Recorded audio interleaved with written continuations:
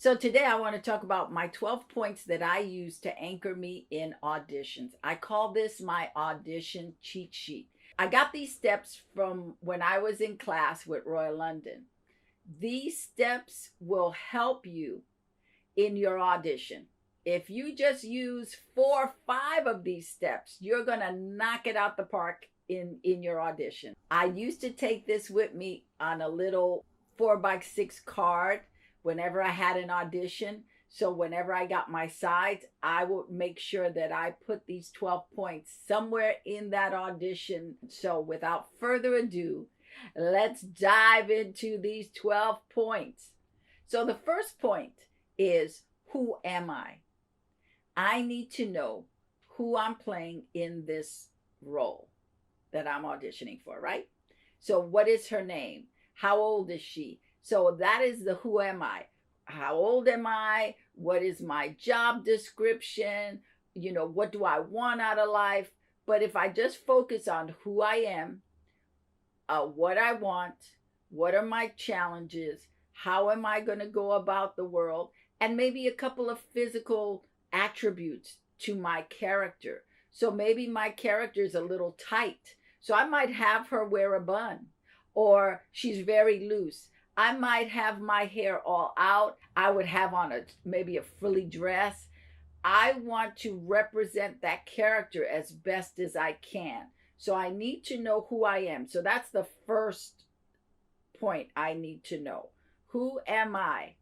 Point number 2, what do I want? I need to know as the actor what the character wants in the scene. In a scene, we always have a want. We always have something that we're going for. Maybe I want somebody to give me a raise, or maybe I want someone to give me information. So I have to be clear on my want.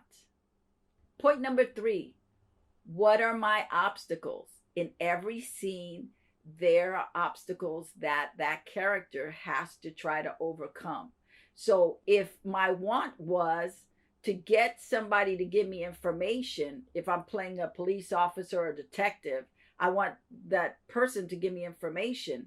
The obstacle could be that they don't want to give me information. How am I going to get past that obstacle? I need to know the obstacle so that I can start figuring out how to get past it. Point number 4, where am I? Location, location, location. It is important to know where you are in the scene. Are you at home? Are you at a store? Are you in somebody's apartment? Are you in an elevator? The location is really important because that's going to inform the scene. If I'm in a supermarket and I'm having an argument with my mate, maybe my character is not big on letting everybody know. So if I'm in the supermarket, I might go, I just don't want to talk about it right now, but when we get home, I'm going to tell you. Or if my character is somebody who likes drama and I'm in a supermarket, all hell is going to break loose. What do you mean you're not going to give me what I want? The place, that location is so important. Just like if the location is in your bedroom, or the location is in your lover's bedroom, or the location is in your best friend's bedroom, it shifts the energy of where you are. So location is really important. Where you are. You must know that in your audition. Point number 5, who is the character that I am talking to, and what is the relationship with my character?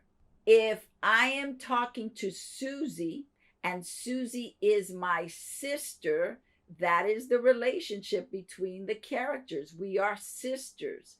If I'm talking to Officer Joe, and he's my arresting officer, that tells me who the character is and how am I going to deal with them.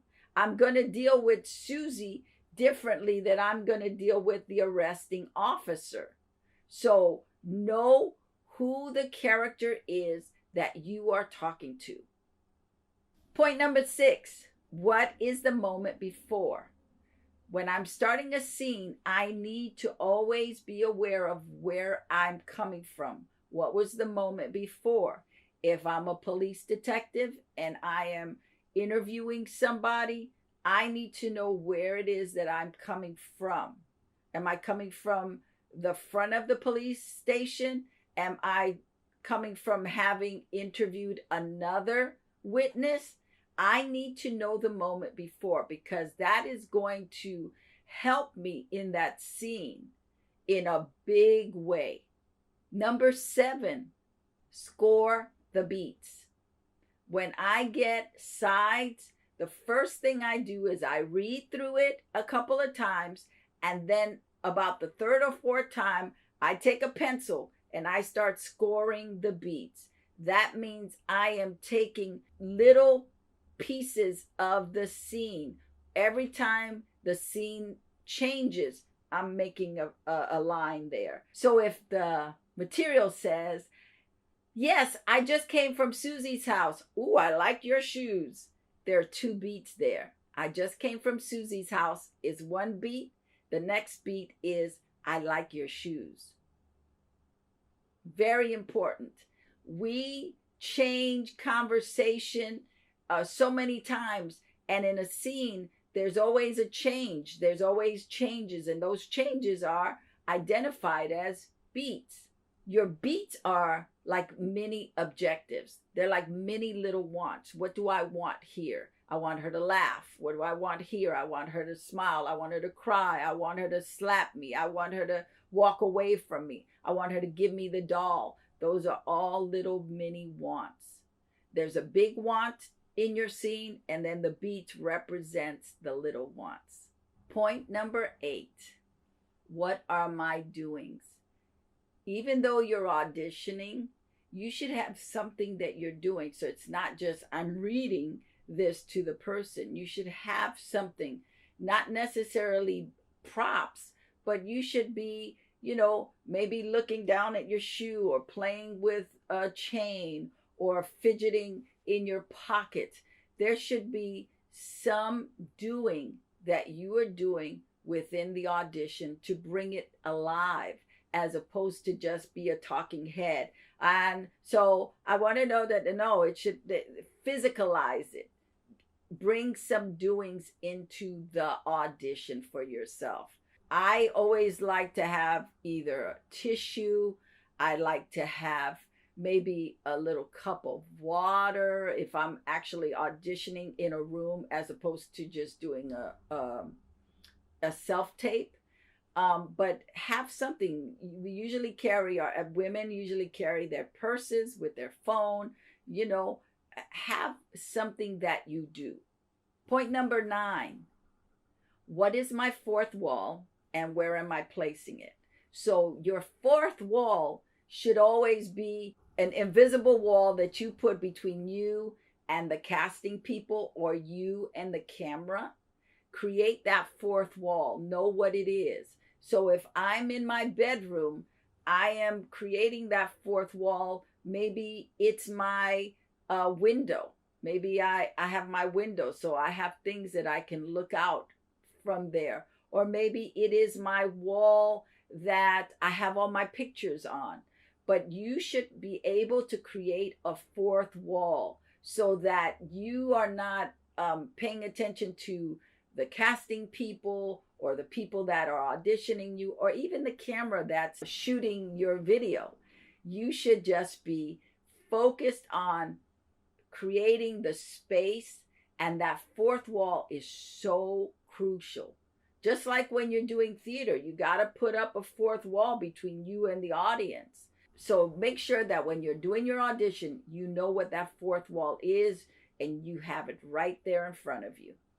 Point number 10 is make sure you raise the stakes in the audition. You have to find something that's going to emotionally ignite you. So if it's laughter, if you're having fun, or if you're angry, or if you're afraid, those stakes have to be so high that your body actually feels that emotion. Not you creating it, but it's actually just happening because you're thinking about that thing. They have to be life and death. It has to be life and death. It can't just be another day in the park. That's not what acting is about. Acting is about high stakes. In comedy, it's high stakes. In drama, it's high stakes. Point number 11 is identify what type of scene this is that you are auditioning. Is it a love scene? Is it a power scene? Is it a money scene? Every scene is usually based in power, love, or money. I want something. I want love. I want power. I want money. So you have to identify what type of scene this is. Love, power, or money. Don't forget it. Love, power, or money. Point number 12, be confident of your choices and your decisions that you've already made. And now be present in the room, have fun, listen, make sure you're doing active listening, and just have a good time. You are this character. This character is you. You got the goods.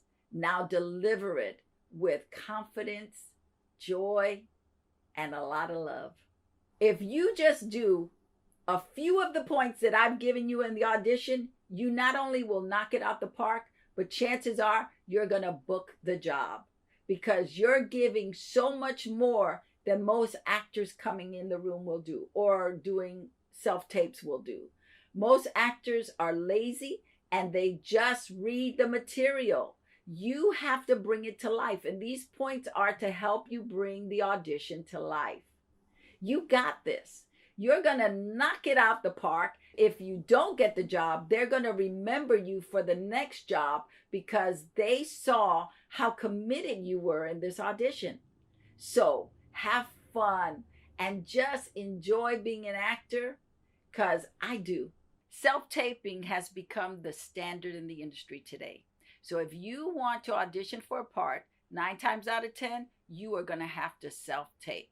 So I've come up with 9 technical points that you will need in order to crush your self-tape. Are you ready? So let's go. Number 1, create a space that you can shoot your self-tapes at. Every time you have an audition, you know you have everything already set. So you're not freaking out. You're not worrying about how am I going to put this together. You have created your special corner in your place and you're good to go. Be it the afternoon, the morning, or evening, you've got it going. Point number 2, you must select a background that is going to make you pop in your self-tape.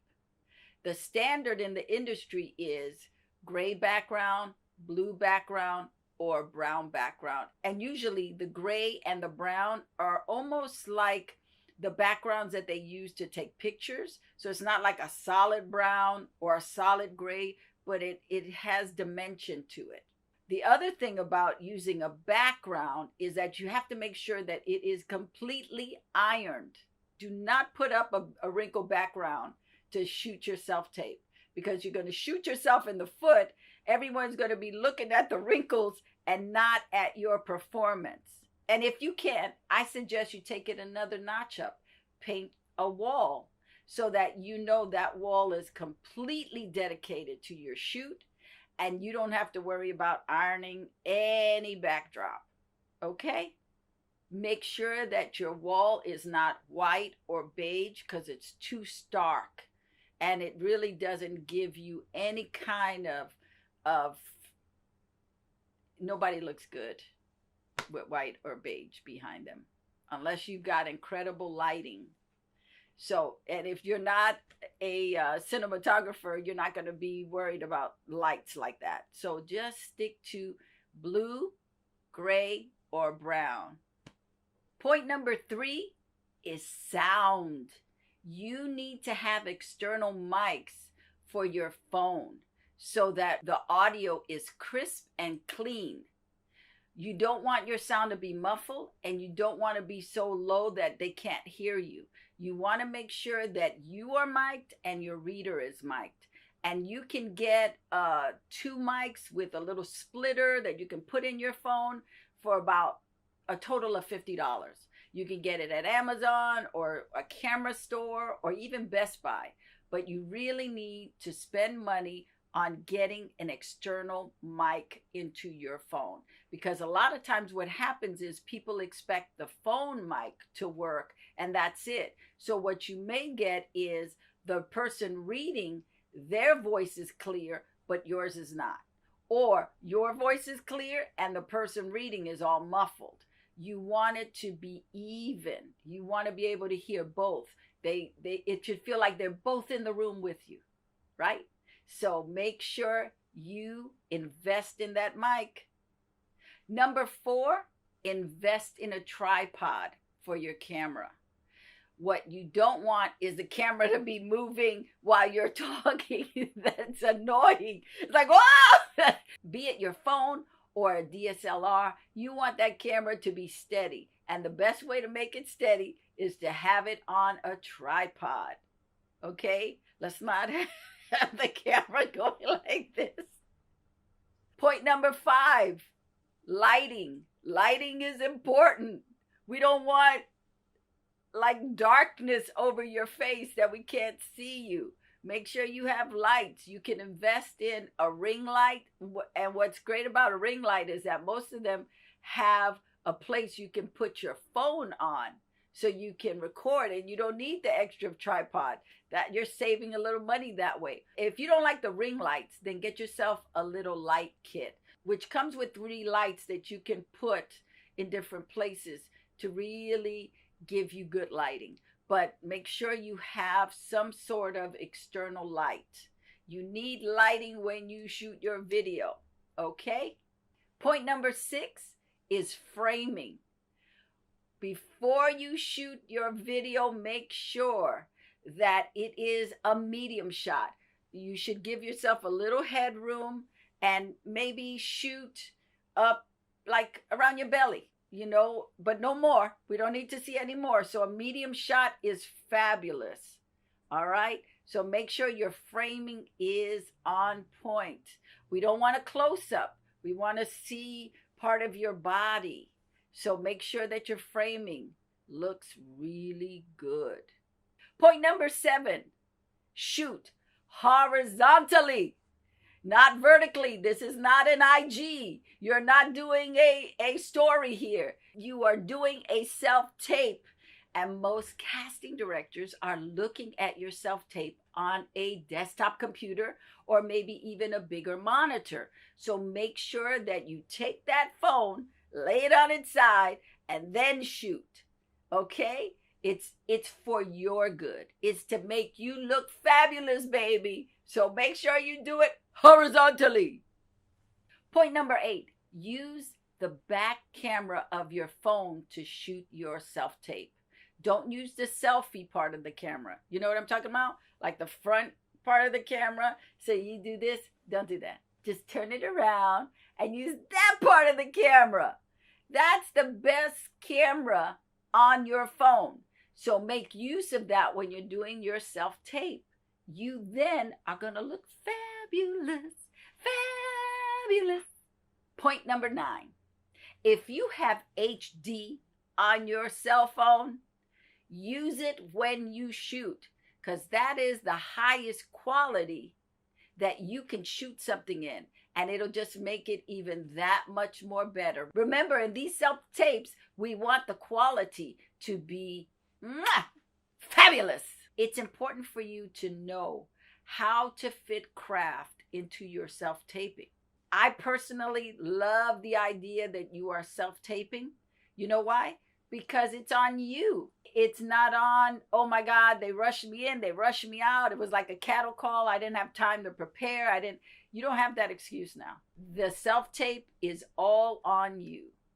So you have to make sure that when you shoot it, you knock it out the park. What you don't want is to have any regrets when you send the tape off. You don't want to go, oh man, I should have done this. I could have done this.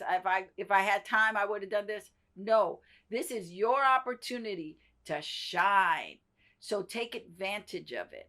So today I have 6 tips to help you with the craft of self-taping. Are you ready?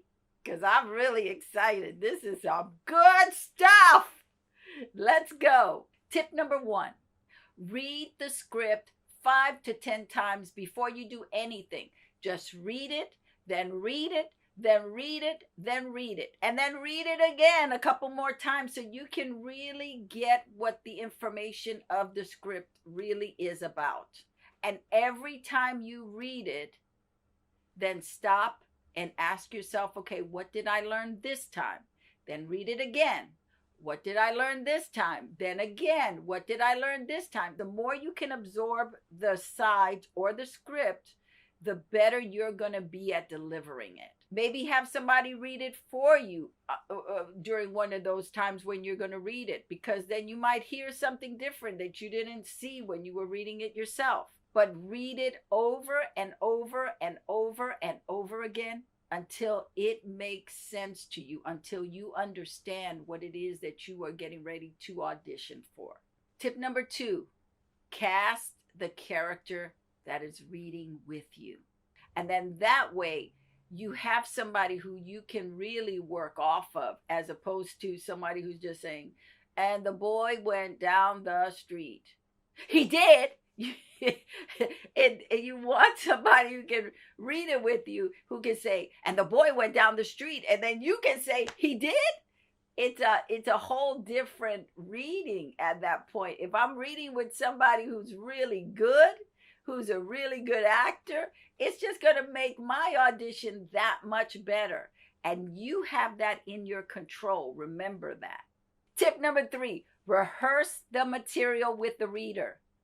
Do it 5, 10 times, but just rehearse it. And every time you're rehearsing it, try something new. Try to get some other thing from that person. Really look for those wonderful little nuggets to bring to the audition. Don't just rehearse it like you're reading it. Okay, let's read it again. Let's read it again. No, don't just read it, but really rehearse it. What do you want? What do you need from this character? What is the obstacle? How can I win here? Really put your emotions into the reading.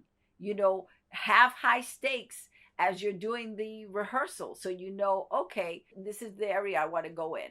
This is what I want to do. Oh, this is a comedy. Maybe I should do this. This gives you an opportunity to try a whole bunch of different things before you actually tape it. Tip number 4 is connected to tip number 3. So as you're doing the rehearsal, start to ask yourself questions like, what is this scene about? Is it about power? Is it about love? Is it about money? Who am I? What do I want? Who is the character that I'm talking to? What is the relationship between us? Know where you're going physically and emotionally. You're really taking your time to examine who you are, what you want, what the obstacles are, what is the location. The location is really important. Where are you coming from? Know where you're coming from before you start the scene. That really will help you. Tip number 5, play your scene to camera.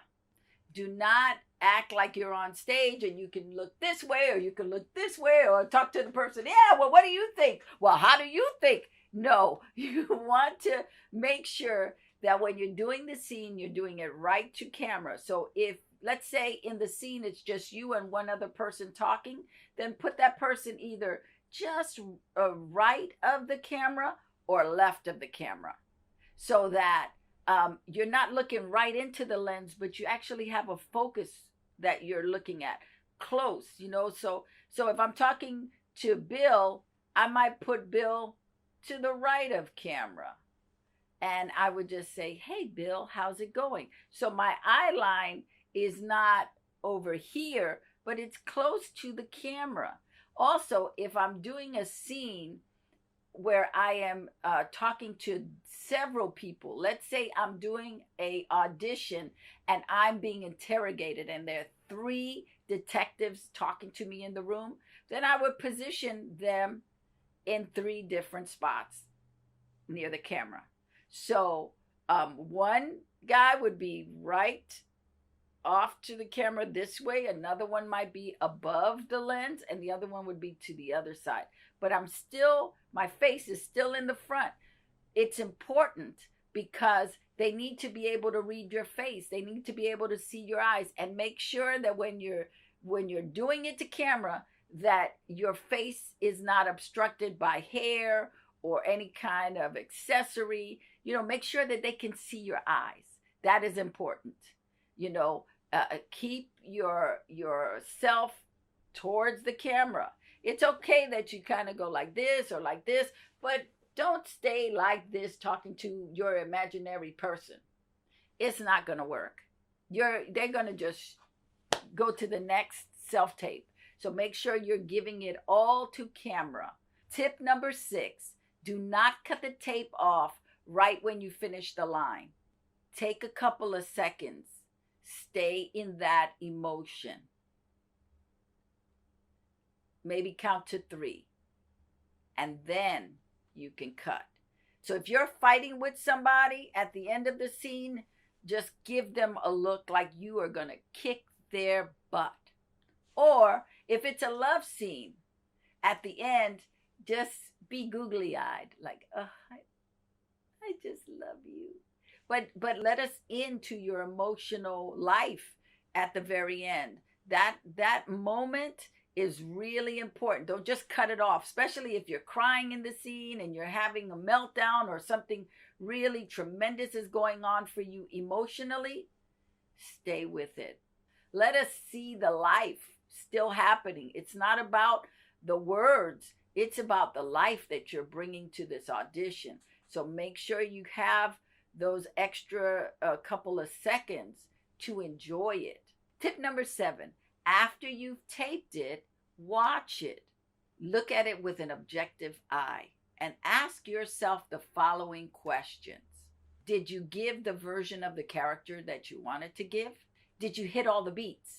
Is your character flushed out? Is it technically presentable? Is the sound clear? Is the picture crisp and clear? Is it framed well? If the answer is no to any of those questions, you need to reshoot your audition again. You want to send them an audition that is great. You don't want to send something that's mediocre and you're like, it's all right. No, give them the best that you can on camera, because even if you don't book that job, those casting directors will remember you for the next part that you are right for. So give it all you got. Don't leave anything left on the table. Give them your best, from the craft of your audition to the technical aspect of your audition. Be the rock star that you are when you do these self-tapes. If you do that, you are going to work all the time. You know why? You know why you're going to work all the time? Because they see you are a professional. They see how committed you are to your craft. So give them all the goods. It's only going to work to your advantage. Go out there, do those self-tapes, and crush it. Today, I want to talk to you about the 4 types of auditions. The first one is called the general. That's when the casting director calls you in for an informal meet and greet. They want to know a little bit about you, get a little flavor of who you are, and see if you're somebody they want to submit for projects. Even though the generals don't happen so much anymore, what has taken its place is the casting workshop, where you get to go in front of a casting director and do your scene, so they get to see what your acting style is and get to see how you look. That way, if they like you, they'll put you on their list to call in when they have a part that's right for somebody like you. The second one is called the pre-read. But don't get confused. The pre-read is an actual audition. You have to come with your stuff. You need to come prepared, know the scene, know the character, and hopefully the script. And you do it in front of the casting director or assistant or associate. A lot of times they will even tape you. And if you're right for it, then they'll submit you for a callback. The third one is the callback, also known as the producer or director session.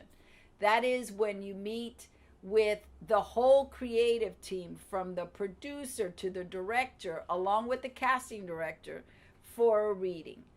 There you audition in front of everybody. Sometimes it's as many as 12 people that you're reading for. If you make it there, sometimes it is the final session. But if it's for a big job, like a series regular or even the lead of a movie, you might have to go to the next audition, which is called the network/studio test. It's where the casting director loved you, the director, producer, and the team loved you, but now they have to get approval from the network executives or the studio executives. Now you have to do it one more time, because this is for the big enchilada. Usually it's for a series regular role. No matter what audition level you get, consider yourself very fortunate, because you were one of the few actors that actually got in that room. And I'll leave you with this. Years ago, casting director Eileen McKnight gave me a wonderful piece of information about audition. She said, when you go into the audition, treat it as it is the job. That way you don't come off desperate or needy, and you can give your best performance in that audition. The $1,000,000 question from actors today is, how do you stand out at an audition? Are you ready?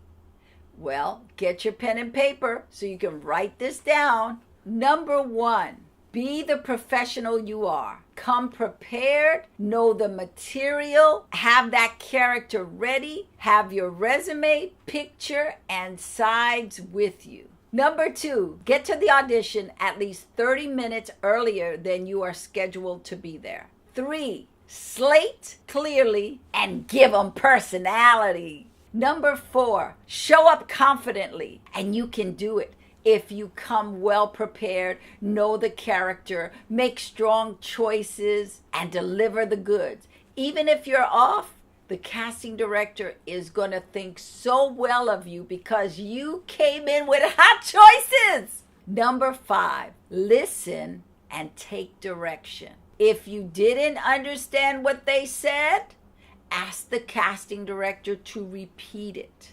Number 6, I'm going to highlight number 6, and that is be kind to everybody, from the actors, the casting directors, the assistants, even the janitors, because you never know who is watching you. Number 7, do not whine, bitch, complain, or give an attitude. If they're running late, just work on your sides until you are called in. Number 8, remember everyone's name, write it down, and then send them all thank you notes, letting them know what a pleasure it was to meet them and how you look forward to seeing them again. If you do all of those 8 steps, I guarantee not only will you stand out at the audition, but they will invite you back again. We have Judy Kane in the house. Judy Kane is an amazing, awesome, award-winning actress, award-winning acting teacher,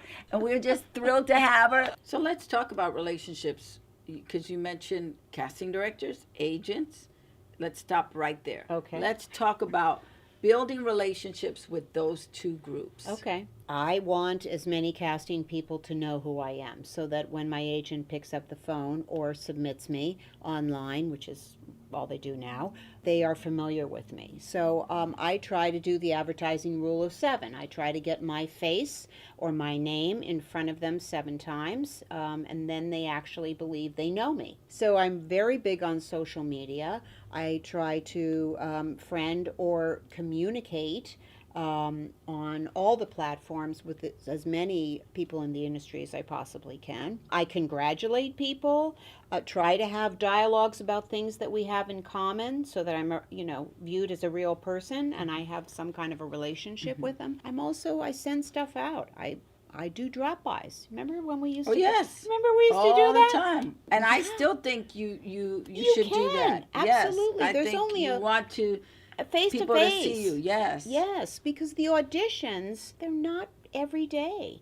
And if they are, it's what? I mean, sometimes you leave the audition and you feel so good, but it's like I want to do more. There's always offices around the casting office that you go to for the audition. Pop in, drop off a headshot. We used to have days of the week that we would pick, like, okay, we're going to go hit Warner Brothers this week. We're going to go hit Paramount. And what I used to do with Jason Stewart was we would not only pick the studio, but we would also lunch there. Yes, we would absolutely. go and eat at the dining room Oh, so we could see everybody and act like Absolutely. we belonged there. Act like you're working that That's day. right. No, absolutely. So because of 9/11, it's made it hard Yes. to be able to just go to the lots. Yes. So what suggestions do you have for actors? Well, I had an audition at Warner Brothers just the other day, so I'm on the lot.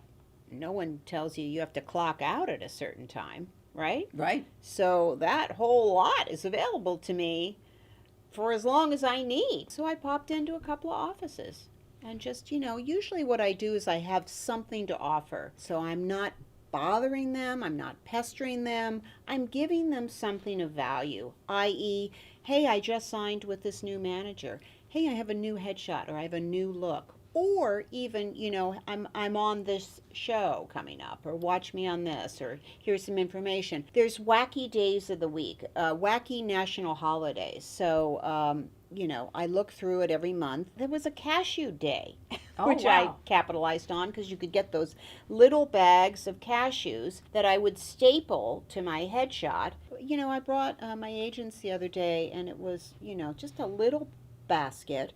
Oh, it was called the Wellness Basket, and it had vitamin C, it had echinacea, it had... That is so good. Everybody's getting sick. No, but little that's tissues, lovely. some hand sanitizer. Yes. I got it at the 99-cent store. Don't tell my agent that. But yeah, I mean, it's not about the cost. It's And for just, those actors that live in Los Angeles, the 99-cent store is your friend. Yes. You can put an incredible basket of goodies together for a casting director or an agent that you're really trying to solicit to get them to be on your team.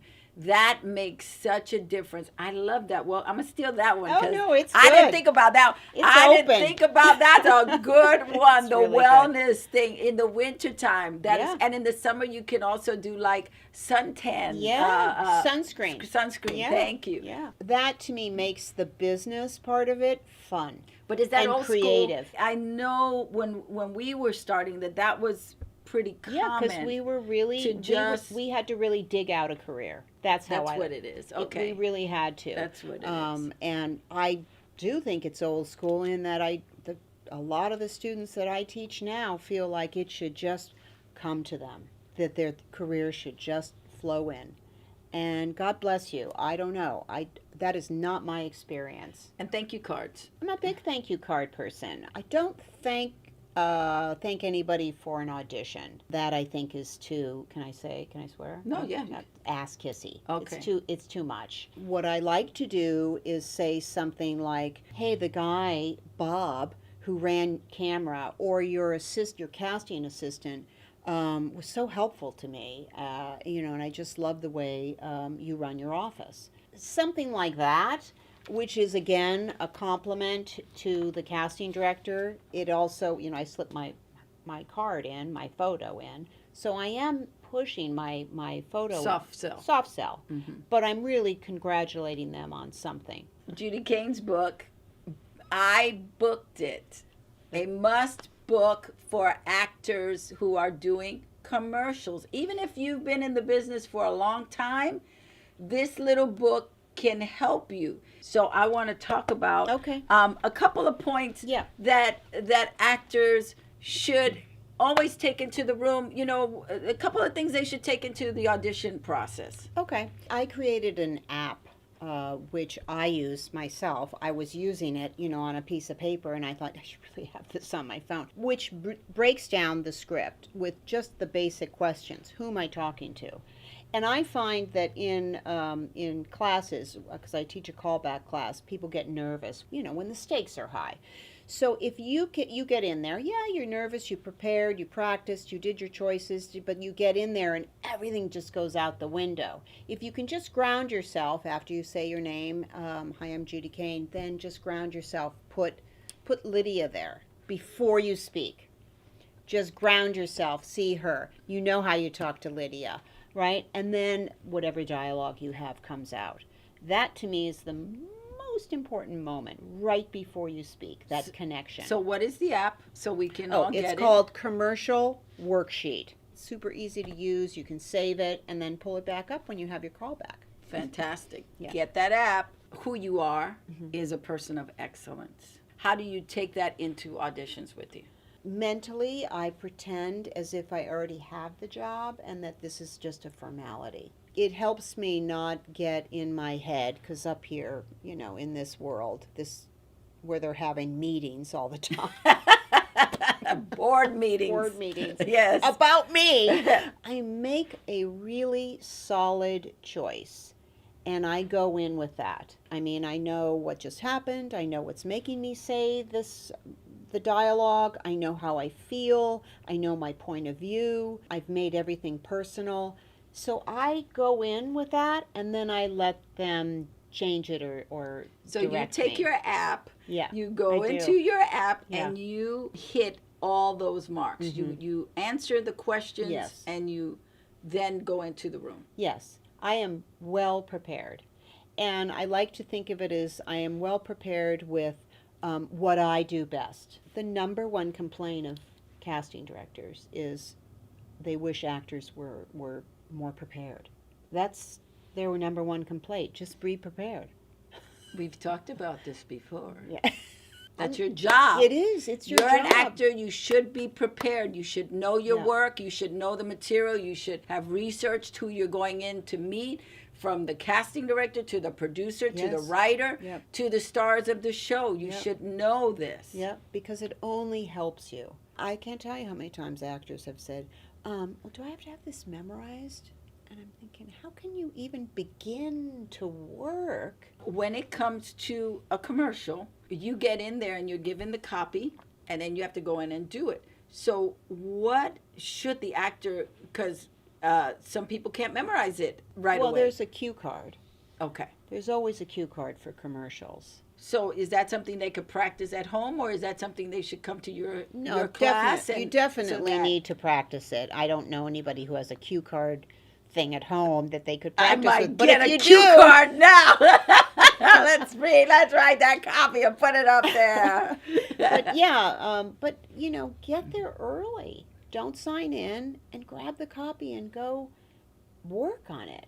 Nowadays, if you have, a couple a week, it's like, yes, so there's no excuse why you should not be prepared. There's no excuse. This is your job. This is your career. This is what you want to pursue. And then my pet peeve is, if you want to be in commercials, you better watch them. You can't fast forward through them and then expect to go in and know what you're doing. I mean, that's absurd, isn't it? Yes, it is. Why do you want to be in them if you can't watch them? And know your competition. One of the things that I learned early was that if they cast Jennifer Beals for something, chances are they would cast me too, because I had that flavor. Right. If they cast Louisa LeShin, I would not be up for it, Right. because we were a different flavor. Right. And what I have found, especially with directors, is they like their ensemble. they like that Sure. look. Yeah. They have a certain look that they go for, and as an actor, you should know the directors that like your flavor. Yes. You know, it may not. Well, and how about know what your flavor is? Oh, yes. Let's go back to Let's basics. go back to that. Yes. So many people don't know what their flavor is. Yes. And I really like that Yes. word because that does really qualify it. What stamp are you putting on when you go in the room? What's your stamp? And just on that same note, okay, watch the show, watch a commercial, stop it and go, okay, I could do that. What is she wearing? Yes. Because, oh my God, what they think is the right outfit is so wrong. And stay away from flip-flops. Oh, flip-flops, low cut, show too your much booty. skin. Yes. I'm always very surprised. Yeah. And men too, you Yeah. know, 40-year-old I was men. talking about men. No.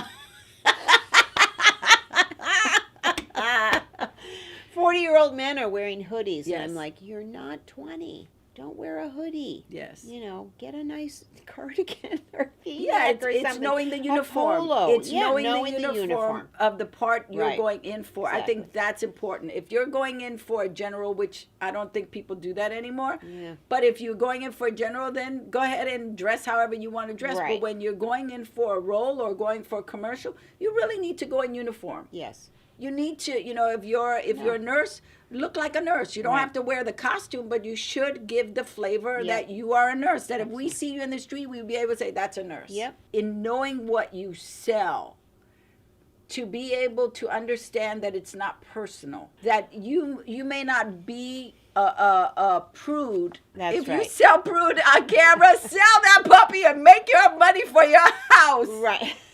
Absolutely. To know that. Yes, I play a lot of uptight people, a lot of So- uptight characters, and that's really not who I am. But I play it all day And long. I was the drug addict, and I don't even do drugs. Exactly. And the hooker. Yeah. Who thought?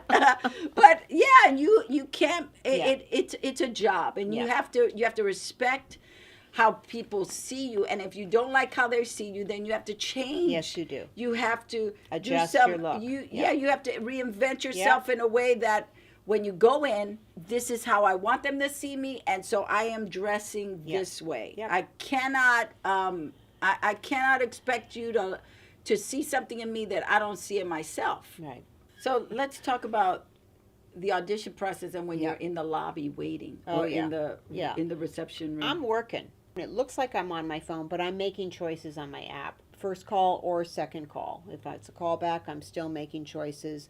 I do a lot of things like I'll Google. If it takes place in a airport, I'm going to Google airports so that I can get some things that I might say in an airport. Do you know what I'm Yes, saying? to stir your brain. Yeah, to stir my Yes. brain. I call it brainstorming, literally. But, Yes. I start to, just think about things that other people might say, things I might see, just to get me in that space. So I do that a lot. I try not to talk to people. Mhm. It's not my social time. It's a job interview. So I'd rather be in a good space. So I usually move away from people. I hate those offices where they make you slide down the bench. I don't like that. I usually get up and walk away and That's just good. know where I am. But Take yeah. care of yourself. Yeah, it should not be your social time. It doesn't mean that you can't be cordial and pleasant, because I think that's important too. But it's not the time to catch up. Set a date for coffee with somebody, because everything that you prepared and everything that you worked on can just go right out the window, especially if they say something that upsets you, or they say they just booked something, or I've had people literally say, "Hey, did you get that job?" And I did. And I don't want to say yeah, because then that's, you know what I mean? It's just not the time to catch up, in my opinion. I feel like it is a job interview. There is money on the line, and I'd rather be really solid and prepared before I go in. Yes. Go into a corner, do my work, and deliver the goods. Be of excellence, because what I learned then was that someone was going to book the job. Yep. So you could sit and complain and whine Right. and do, I'm being playing this part again. Or you can say, you know what? I am going to be the best one that walks in the room. Yeah. and do what you love to do. And, oh, by the way, get paid as well. Yeah. Hallelujah. Yeah. And residuals. Yeah. And residuals. Yeah. So these are my favorite words to say. I booked it. When I was first starting out, it was like I'd hear tips like, go in there and blow them away. Or I remember distinctly when they were talking about Sarah Jessica Parker in Love Story, the movie or not Love Story, but LA Story. Mm-hmm. She went in and she was magical and she blew them away. That's her. Do not go in a room to blow anybody away. No blowing, no matter what. Because then the focus is not about the character's journey. It's about you trying to impress. And you will impress some people and you will not impress others. And we are humans. We can suss it out. Right. And I think the blowing away is a result of you coming in, being of service, and really honoring the character and the script and the people who you're reading for. How can I be of service to you? Exactly. What do you need? Which is really important that you say that, and I appreciate that you said that, because we come in going, I need, please book me, I gotta pay my rent, I gotta whatever. But it is us we're storytellers. We're here to serve the story. And you must believe that every single person in that room wants you to do well because they want a good product. Know when you come in for the audition, you already have it. You won the part because you got into the audition. Yes. That's it. Yes, or you wouldn't be in the room. They think you're right already. So come and be of service. Yes. Don't come in there to beg for a job. Just be of service. They love you already. That's right. That's all you need to know, because if you don't get this job, your name is on their list for the next one. That's what Jim Caviezel and I did. We would knock it out of the park every audition. We knew we were doing great work. So yes, let's blow them away. Let's do great work. Leave the room. And sooner or later, they're going to have the right thing for you. But this is life lessons. Every audition also is a life lesson about yourself, how you approach yourself, how you think about yourself. You can't be too big for your britches, but you also have to honor and know that you have worth. And when people... Your boundaries. You gotta know your boundaries. And when people say to me, and this is important for all you young up and coming, when people say, how do you handle rejection? I go, I'm not rejected. It's not rejection. It's selection, which is a big difference. They're not rejecting me. They're just not selecting me. Just like this blouse I wore today, but maybe I have one in my closet that's worth $3,000 more than this. Okay, I don't have anything with it. But you know what I'm trying to say. Or my T-shirt that I love that I got at Target for $5. Right. You don't get T-shirts in Target for $5. But anyway, the point I'm trying to make, unless they're on clearance, right? Clearance. There's some good ones on clearance, and they're soft. But the thing is a growing thing. And with that being said, I never stopped taking classes. What is doing your work in the audition? Know the material, figure out the text analysis, keep working on choices so that you're making the choices that really bring you alive, and making sure you're bringing yourself to the audition. You're sitting out there with 10 cookie cutter people in your category looking just like you. Not exactly just like him. Nobody looks exactly like him. But you're trying to bring your special persona to the reading. That's the only way we get cast. So if we know who we are and we can figure out what is going on in the scene and we're off book and we're ready, nerves are going to be there. I'm not saying you're not going to be nervous. But the stakes in the scene take the nerves out. Because if you're nervous, the character's nervous. If you need something in the scene, the character needs something in the scene, and then it comes alive. The first thing I do is try to relax. And the second thing I do is read and read and read the script. Don't say the lines out loud till you have read those sides at least a dozen times.